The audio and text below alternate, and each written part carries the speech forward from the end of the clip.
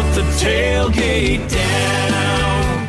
All right, hey everybody, look who we've got here. We're going to get to know Aaron Tanti. Is that how you say it? I mean, I have to tell people that sometimes. Americans say my name a little bit weird, so... Did they say Aaron? Oh, no, that's how I have to tell them, so they understand. Otherwise, they call me other names. But... Okay, well, we've got Aaron Tanti. As we all know, we've all been talking about this. Coming up to this, he's coming up to Canada. Well, we're in Canada. We're at SRS. We're at Steve Shore's place here. Compound 138. He just did some testing. But this, the purpose of this little interview is to get to know you a little more. I mean, obviously, some of us in the media, of course, we've done some homework, looked at you 2022 Australian champ. Yeah. I got my first championship in Australia in 2022. It was pretty fresh on the 450 that year, and yeah, I battled it out with some of the dudes and came down to the last round, and I ended up wrapping it up, and it was pretty cool. Nice. We'll talk a little bit more about that because we've had Australians come up here to Canada over the years. Certainly Brett Metcalf. I want to ask you if you've talked to him about coming here and all that kind of stuff. But anyway, let's back it way up. How old are you and where are you from? I'm turning 28 this weekend, so... Happy birthday. Yeah. And I'm from Brisbane, Australia, in Queensland there. And yeah, I sort of started my career, like professional career, a little bit later than most people. I think I went fully pro in 2018, so it's kind of a little bit of a shorter stint if you don't include the COVID years, and sort of just been building every year. And like you said, the other year I won the championship, had a pretty good solid years in Australia, and I just really wanted to, kind of get out and try the AMA, and fortunate enough to race this with the PRMX team as well. Nice. Okay, now what's looking back at here, 28, so your age, what is the dream currently in Australia? Is it the Australian Nationals? Is it the AMA Championships? Is it MXGP? Is it Supercross? What are most kids trying to shoot for? It kind of depends. Obviously it's two different ball games. I guess there's kids that really want to just chase the motocross dream, and that would be the MXGP championship. Right. Where America, you're sort of solely focusing on Supercross. Yeah, they have a really good motocross season, especially now with the super motocross stuff that they've got going. But if you want to go around and do the Supercross and stuff, it's a really good show, and it's exciting every weekend. Okay, cool. Yeah, I got to ask this question all the time. It's kind of one of my favorites, but what was your first race number and how did you actually choose it? Because sometimes these are good stories, sometimes they're not. Damn. I mean, I started riding when I was quite young. I was, 4 years old when Dad chucked me on a bike. So I'm trying to think back what my first number was actually. I believe it was like 77 or something like that, but I think that was just the Dad's choice number. Ooh, not a good looking number. No. You think so? So easy with tape, right? Easy with the tape. Numbers kind of changed down the line. I think our first number we got to pick, Dad, like in Australia as a junior, you sort of, each state when you went to an Australian title, you had to start your number with your area code. So when we were choosing numbers for the year, Dad being Dad, he was like, all right, you've got to choose a number with number 2 in the front of it because that's what we're going to run for Australian titles. Oh, okay. So I was 26 for a lot of my junior career. I changed to 18 in my senior career and ran that for a long time until my number was taken when I stepped up to the Premier class, and I just changed. Number 9 was my number in Australia. Okay, so now you had to go over 100, so you... Yeah, over 100, I just 109, easiest one, and sort of have to do that in the AMA until you score some points, and so I guess it's the same in Canada as well. Yeah, absolutely. Okay, so Australia, who was your, I have to pick, was it Chad Reed? Who was your moto hero growing up? I was a big James Stewart fan. You can't. I was also, I loved watching Chad win and stuff like that. He's Australian, but watching someone ride, it was definitely Stewart. He was a legend back there on the 2 straight days and stuff like that. So. Okay, your amateur career, like you say, you started when you were 4, you didn't turn pro until 2018, but your amateur career is like a big, people come travel down to the States, hit the big amateur nationals. Same thing in Australia? Yeah, in Australia they sort of ran, the Australian titles was once a year, ran over sort of a week event sort of thing, I guess, which is like your... Like Loretta's and like our Walton. Yeah, so that was what you would classify your Australian titles, and then each state had their state titles, so just did most of them races growing up, and I I won a lot of state titles, never won an Australian title. Just got third in the first year I did it and third in the last year I did it. So honestly, I was always fast. I just never really put it together, I guess you'd say, or Okay. arm pump or something. But it was just growing up. We rode on the weekends. School every day, rode on the weekends. So that's sort of how most of my career went until I didn't have to work.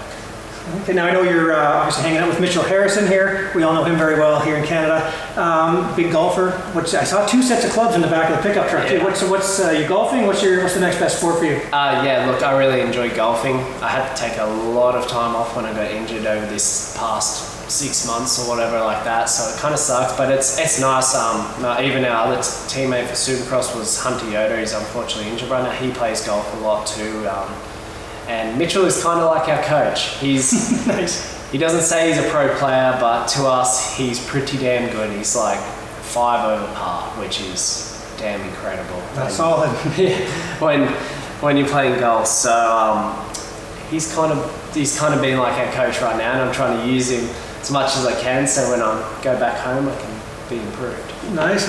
Okay. Now let's a couple little things to get to know you a little better. What kind of music do you listen to? Oh man, I listen to a lot of things. I'm pretty generic, to be honest. I listen to what's on the radios in the top 50. Been getting into a little bit more country music these days. Maybe that's just spending time in America and a bit of the outback. So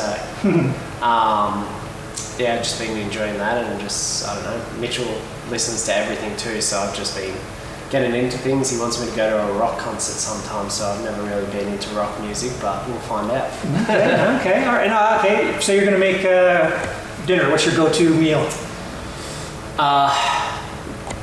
I really like if I'm going to make a meal, just if I'm by myself, I really just enjoy cooking up a good steak, cutting up some potatoes, throwing them in the air fryer, season them a little bit of avocado and a bit of salad, and that's a pretty damn good dish for me.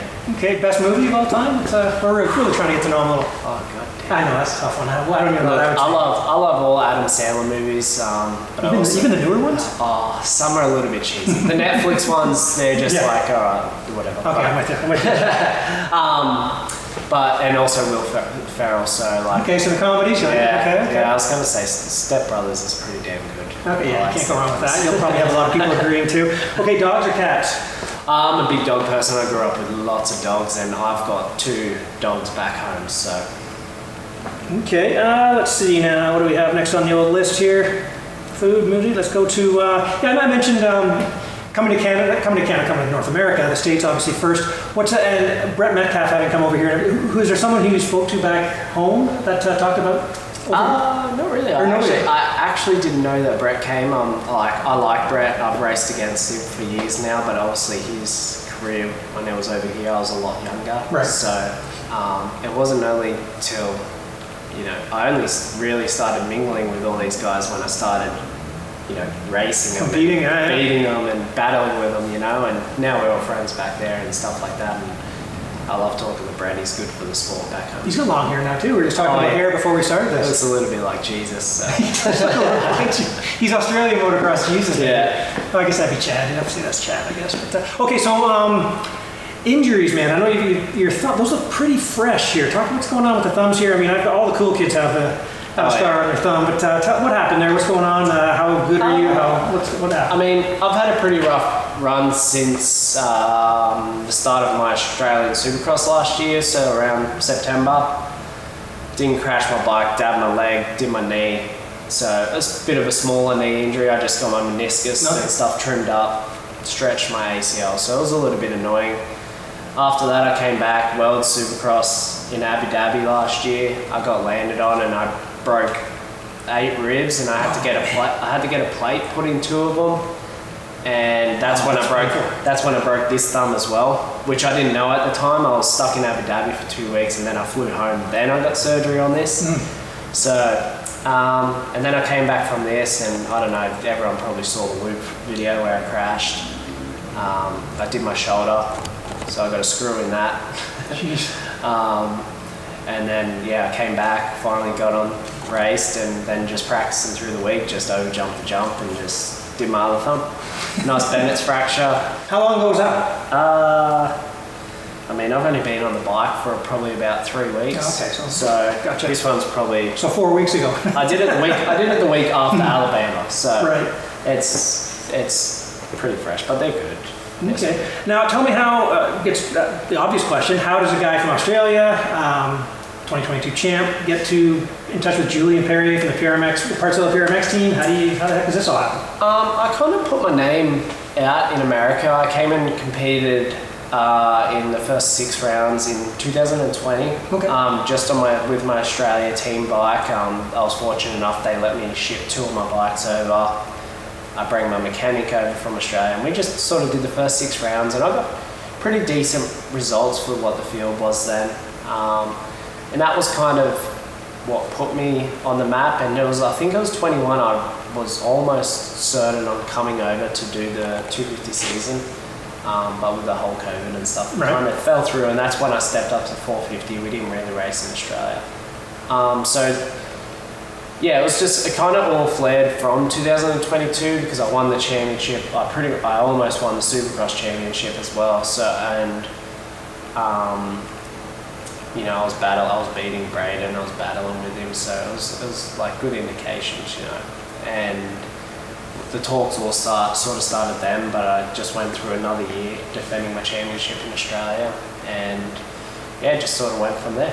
Then it worked out. And did Julian approach, you get an email from him or a text or something? Or did you I never really did all the talking. I've got a guy that helps me in Australia talk to people because I don't really like doing that stuff. Sure. But, I know selling is fun. Yeah, I don't like asking for things. So. I hear you. Okay, so then he got in touch to find a team. Julian said, "Yeah, come on, let's make this happen." Your plan originally, because asking Julian coming into this outdoor season, one day he would say you were doing the American, next day he'd say, "Yeah, we're going to come to Canada." Then it kept flip flopping. Did you have a preference? Are you happy to be here? I mean, I'm happy to do this. It was just really hard to. I just wish I was able to race the AMA Supercross season and have enough points for the SMX. Oh, SMX, of course. That's a lot of money. Right, of course. And that's what's making it tough for us up here to find a rider to come up and challenge Dylan Wright, who we're going to talk about in a second here. But sorry, go ahead. I did originally just want to come back and just race the AMA, if we could, but they cost a lot of money. It's a lot of travel. It's through the summer. You need a proper setup, and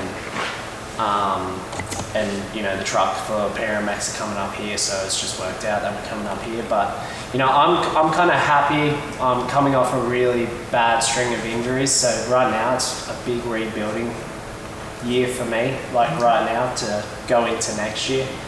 So I'm looking forward to it. The schedule looks good, the racing looks fun.